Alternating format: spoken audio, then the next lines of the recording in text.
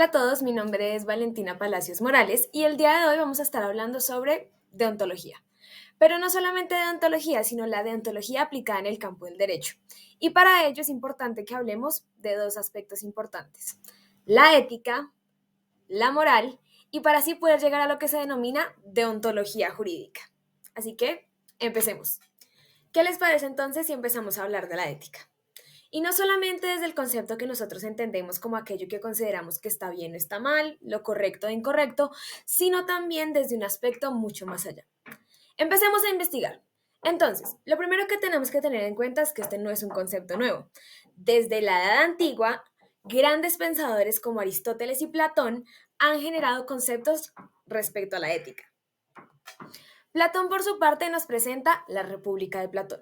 En ella se manejan conceptos como la ética pública, el hedonismo y todos estos conceptos que nos permiten evidenciar que la ética debe estar presente en todo momento. Por otro lado, Aristóteles fue el primero en presentar el trabajo de ética propiamente dicho en la historia.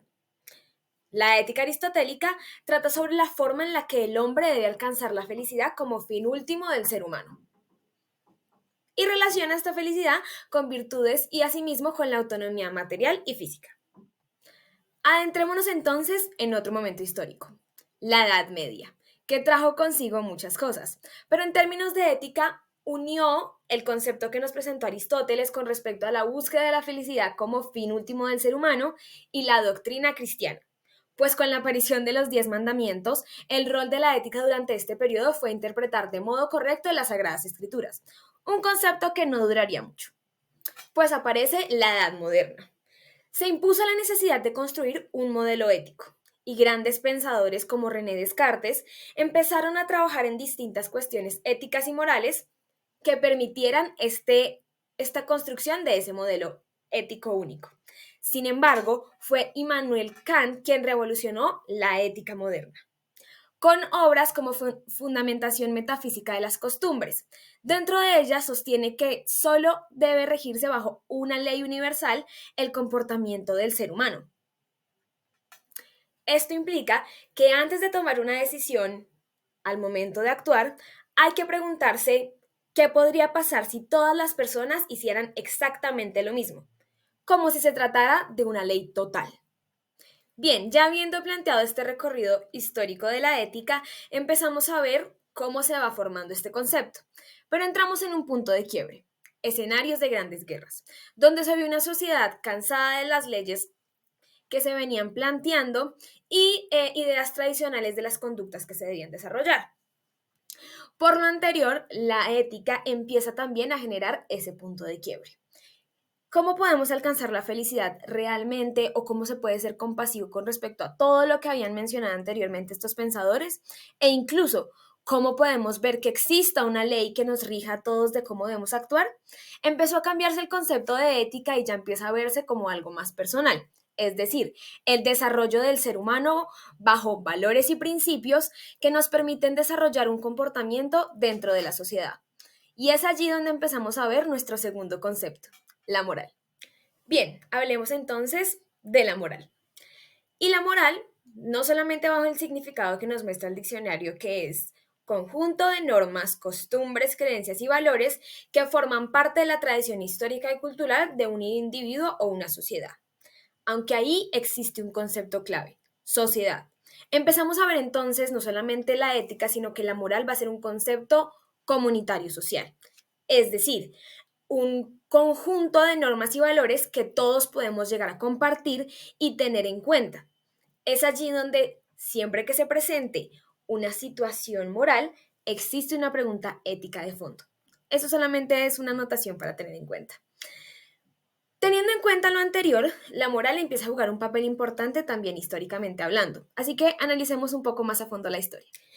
Durante la historia se han establecido varios momentos que permiten dar cuenta no solamente de la moral, sino de tipos de moral que se podían haber presentado. El primero de ellos es el relativismo moral. En este caso, hablamos de una variante filosófica que sostiene la no universalidad de la moral y de los valores morales. Es decir, es una prueba que todo intento de moralidad es necesariamente relativo y depende del contexto en el que estemos hablando. Y es evidente. podemos estar hablando que para nosotros en Colombia es inmoral la presencia de la pena de muerte. Llevémoslo al contexto del derecho. Existen países, incluso muy cercanos, estados en Estados Unidos, que tienen permitida la pena de muerte. Para nosotros, bajo un contexto cultural completamente diferente, la protección de derechos humanos es fundamental. Y bajo ello, nos parece que no es moral la pena de muerte en otros estados. Bien, teniendo ahora todo este paneo y esta globalización de lo que entendemos por ética y moral, relacionémoslas para así poder empezar a llevarlo a un aspecto mucho más profesional y ver cómo se relacionan con la deontología y más exactamente con la deontología jurídica. La ética y la moral, como vimos anteriormente, son conceptos que están extremadamente relacionados, pero que sin embargo no significan lo mismo. Podemos decir entonces que la ética es aquella disciplina que estudia la moral y que una va a necesitar de la otra.